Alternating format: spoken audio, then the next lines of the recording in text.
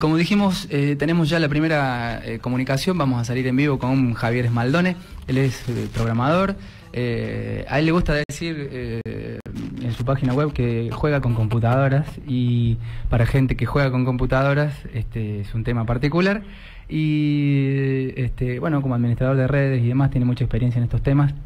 Hay mucha información online que él ha generado y por eso lo contactamos, así que le agradecemos a Javier. Si nos está escuchando, Javier, buen día. Hola, buenos días, ¿cómo te va? Buenas noches, la verdad que este programa va a salir en algún momento. Buenas noches, buenos días, buenas tardes, puede servir cualquiera de las tres. Bueno, Javier, rápida y brevemente, ¿por qué nos estamos preocupando tanto por esta cuestión del nuevo DNI? Mira, básicamente la preocupación surge por la cesión por parte de la gente de información al Estado, de forma compulsiva, como siempre, digamos, por ley, por el mandato de una ley, y la creación de grandes bases de datos, en este caso con información personal y con información que permite identificar a las personas de formas no siempre demasiado evidentes, bajo la promesa por parte del Estado de, a cambio de eso, darnos más seguridad o mejores servicios o alguna otra excusa por el estilo. Nosotros tenemos una cultura, digamos, un poco fuerte con el tema de la identificación, en el sentido de que, por ejemplo, para nosotros un documento nacional de identidad, además de ser algo bueno, es algo perfectamente normal y común, claro, cuando en realidad la mayoría de los países del mundo no lo tienen, y si no lo tienen es porque la gente no lo quiere, ¿sí? Cuando acá es algo completamente normal. Y ahora se está avanzando con nuevas modalidades en donde esos DNIs tienen cada vez más información y permiten cosas que hasta este momento son insospechadas, porque, por ejemplo, el típico escenario en que uno va caminando por la calle y viene un policía y le dice, muéstrame su documento, que por ahí esa frase tiene un sabor distinto para los que tenemos más de 30, y los que tienen menos de 30 por ahí lo viven de otra forma, pero bueno, al menos en ese momento que alguien nos pide una identificación, sabemos que nos está identificando, podemos elegir dárselo o no, ver si es un policía o si corresponde que nos pida eso. Claro. Y en el caso de estos nuevos DNI, por ahí permiten que todo el tiempo nos estén identificando de forma que por ahí uno no es consciente. Ajá. ¿Qué tal, Javier? Juan Frank te habla. Hola, Juan. Queríamos consultarte porque aparecía cuando buscábamos notas y trabajos sobre esta temática, si nos podrías comentar en qué consistiría CBIOS. CBIOS es un sistema de identificación biométrica. CBIOS es una cosa hoy, y la promesa del mismo Estado, a través de diversos spots publicitarios y diversas declaraciones, algunos de los cuales han sido borrados, indican que esa base de datos se va a ampliar para contener cada vez información de distintos tipos. Por ejemplo, en este momento CBIOS, la única información que tiene son las huellas digitales, pero no las huellas digitales como en formato clásico, digamos, impresas en un papel, sino analizadas e incorporadas en una base de datos, y también los rasgos faciales. Por eso en el nuevo DNI vos ya no llevas tus dos fotos 4x4, 3/4 perfil derecho, sino que tenés que ir para que con una cámara del Ministerio del Interior te tomen la fotografía, ¿sí? De una forma que permita que el sistema tome esos parámetros, por decirte, la forma de la nariz, la distancia entre los ojos, las orejas, ¿sí? Claro, es más un escaneo de hecho. Es un escaneo facial, más que una foto. Ajá. Bueno, la idea es, y dicho esto en los spots publicitarios oficiales, que ese sistema luego se extienda para comprender otro tipo de información, como por ejemplo reconocimiento de iris. Claro, o la voz. O la voz, ¿sí? Que ya sabemos que en algunos casos se está usando también en la voz. Ha habido declaraciones de efectivos de Gendarmería Nacional que dicen que les toman un registro de voz a todos. ¿Sí? El problema es que esto, bueno, es ya no aplicado a una fuerza militar, sino a la ciudadanía en general. Claro, y eso ya sucede con los actuales DNIs que se están imprimiendo y por los que todos deberíamos pasar en algún momento antes de 2015. Sin embargo, los nuevos DNI, lo que se ha anunciado a partir del convenio con la Casa de la Moneda de España, tienen un segundo chip que va a incorporar otro tipo de información, lo que le daría, creemos nosotros, muchísimo poder a quien cuente con esas bases de datos, ¿no? Claro, esto es peor todavía, porque claro, el nuevo DNI, si bien para obtener el DNI vos tenés que dar toda esa información, que quede en un sistema, y que ya te voy a comentar después cuál es el problema de esas bases de datos, el DNI en sí no deja de ser una tarjetita de plástico con la información impresa. El nuevo DNI que han anunciado, de que no han dado mayores detalles, incorporaría además un chip de identificación por radiofrecuencia que contiene también información. Pasaría de ser algo pasivo, como es una tarjeta de plástico, a ser algo activo, que tiene almacenada información y que puede leerse desde cierta distancia, incluso sin el conocimiento de la persona. ¿Sí? Yo puedo pasar caminando por una puerta donde hay un lector de RFID oculto y me lee la información de mi documento.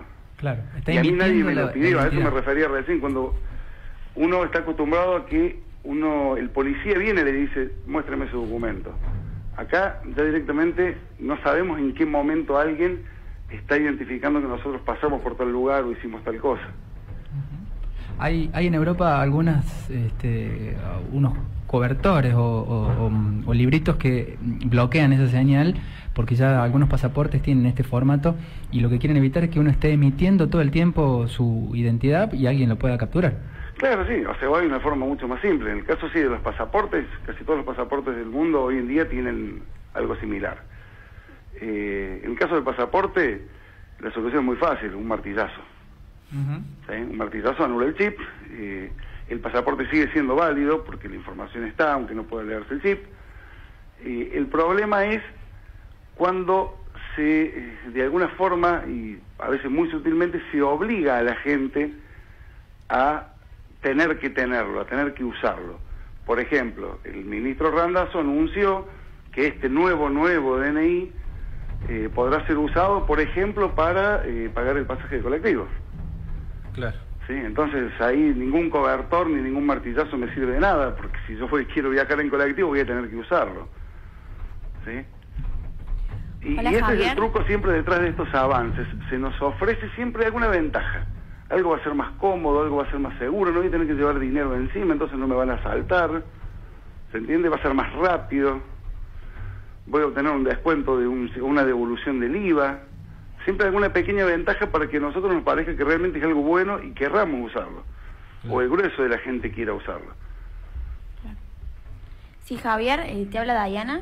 Hola, Dayana. Bueno, queríamos saber si hubo algún tipo de repercusión en el primer momento en que se empezó a implementar el CBIOS y qué repercusión tuvo hoy en la sociedad argentina, y también si existe algún tipo de repercusión internacionalmente sobre este sistema que están siéndose caracterizado como uno de los más autoritarios y uno de los más de control sobre las personas en todo el mundo, digamos. Sí, repercusiones han habido varias. En varios medios internacionales han salido notas con fuertes críticas. El mismo Julian Assange ha hecho declaraciones diciendo que el sistema que hay en Argentina es uno de los más invasivos de Latinoamérica. A mí me causó mucha gracia cuando uno de los spots del gobierno, a los que se referencia recién, contando lo que era CBIOS y las posibilidades futuras, que luego fue quitado por el gobierno, fue subtitulado por un grupo de personas y subido a la red, y era terrible ver las reacciones de personas de distintos lugares del mundo, incluso en varios idiomas. Yo me tomé el trabajo de recopilar algunos y, bueno, con algún traductor automático consultando a otras personas, traducirlos, y estaba todo el mundo espantado. Es más, algunos no podían creer, decir, ¿pero esto es un spot del gobierno o es una propaganda de una película de ciencia ficción? Y curiosamente aquí, quizá por lo que hacía referencia recién, acá tenemos una cultura de que el DNI es algo bueno, ¿sí? Que es algo natural. No concebimos que no exista una identificación y que no se nos pida hasta para comprar un celular o para viajar en colectivo, cuando en el resto del mundo no es así. Y de hecho, la mayoría de los países del mundo se resisten a tener un DNI. No así un pasaporte, quizás, porque el pasaporte es para salir del país, pero para circular libremente dentro del país, ese libremente también implica, en algunos casos, la posibilidad de hacerlo anónimamente, o sea, sin rendirle cuentas a nadie ni identificarse. Claro.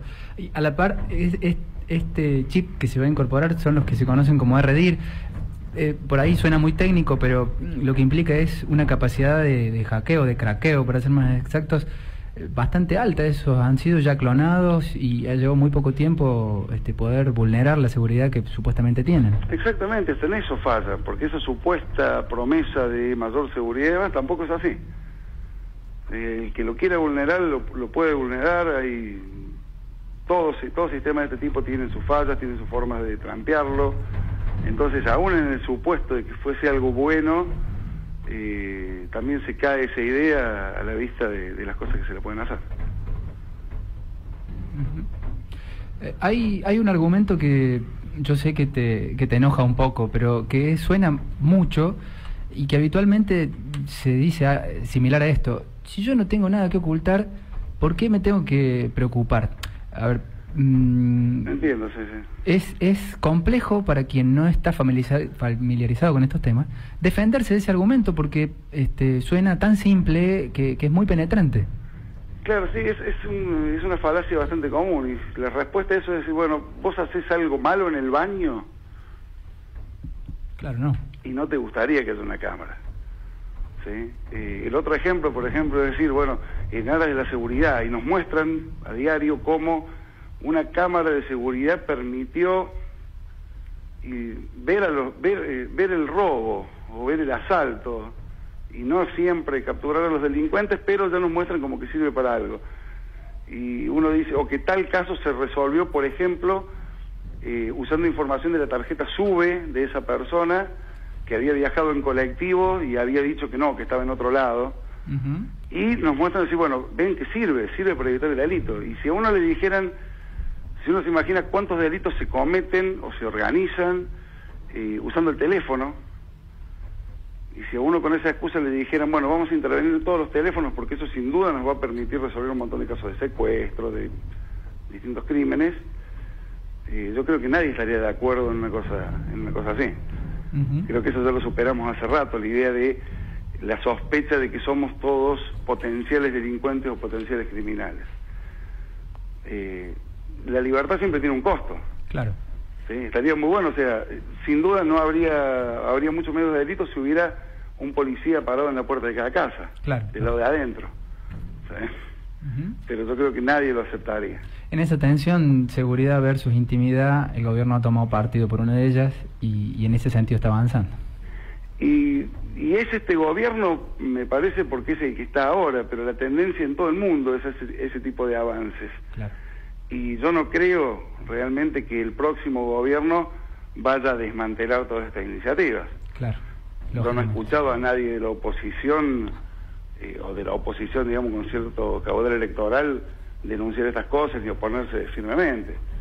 Porque claro, en general, o sea, la idea es que al poder le sirve tener herramientas de control. Claro. De hecho, me parece que uno de los casos que yo recuerdo como significativos es en Bolivia, cuando se prohibió el uso de cámaras de seguridad durante el tiempo de trabajo de los trabajadores, digamos. Existen solamente, pueden estar habilitadas solamente para el momento en que no están trabajando por cuestiones de seguridad, pero no durante el trabajo como forma de vigilancia o control, digamos. Exacto, sí, acá se va en un sentido completamente opuesto. Acá hay cámaras de seguridad en todos lados y queda todo registrado, y eso es una cosa que por ahí no somos conscientes, y es lo que te hacía una referencia recién. El hecho de que existan esas bases de datos, por ejemplo, hablando de Sibios, las bases de datos con los parámetros faciales de cada persona.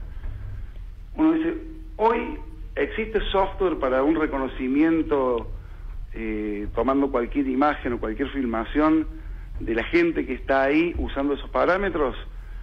Sí existe y tiene cierto grado de precisión, ¿sí? Puede llevar un tiempo. Fíjense, sin ir más lejos, que aparentemente los servicios de inteligencia británicos han identificado al terrorista que degolló al periodista estadounidense en Irak. Sí.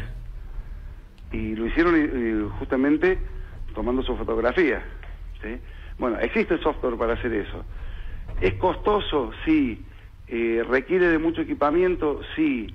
¿Tiene cierto nivel de confiabilidad? O sea, ¿requiere cierto tipo de imágenes? Sí. Dada la evolución de la tecnología, es seguro que eso mismo se va a poder hacer de forma mucho más económica y mucho más eficiente dentro de 2 años, dentro de 4 años, dentro de 5 años. Incluso en el hogar.